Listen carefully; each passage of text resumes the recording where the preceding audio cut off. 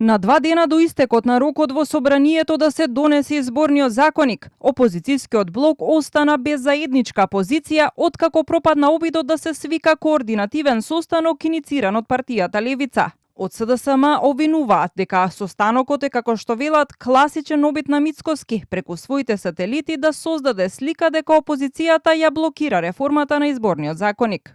Тоа е веќе видено сценарио во кое сателитските партии на Мицкоски се обидуваат да ја вовлечат опозицијата во неговата валкана игра. Прашањето е едноставно. Зошто опозицијата би требало да се собира по нарачка на Мицкоски? СДСМ нема да учествува во оваа представа.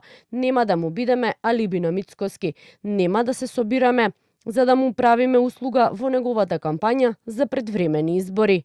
Порача од СДСМ преку партиско соопштение. Од Левица пак обвинија дека одбивањето на СДСМ за координација околу изборниот законик е неодговорно опозицијско однесување во момент во кој, како што велат, постои реална можност за заедничко действување. За СДСМ сепак сегашниот изборен модел е прашање на политичко преживување, затоа панично го бранат системот што произведува изгубени гласови, непропорционална распределба на мандати и вештачки политички кислород за партии кои одамна ја загубија довербата кај граѓаните. Се надеваат дека она што повеќе не може да го добијат од граѓаните ќе го добијат од изборната математика. Велат од Левица. Од ДУИ пак информираат дека не ја прифатиле поканата од Левица за присуство, бидејќи истата ја добиле само 1 час пред започнување на состанокот. За ВМРО ДПМН денешниот пропаднат обид за опозицијска координација е доказ дека опозицијата намерно го блокира овој чекор од реформската агенда.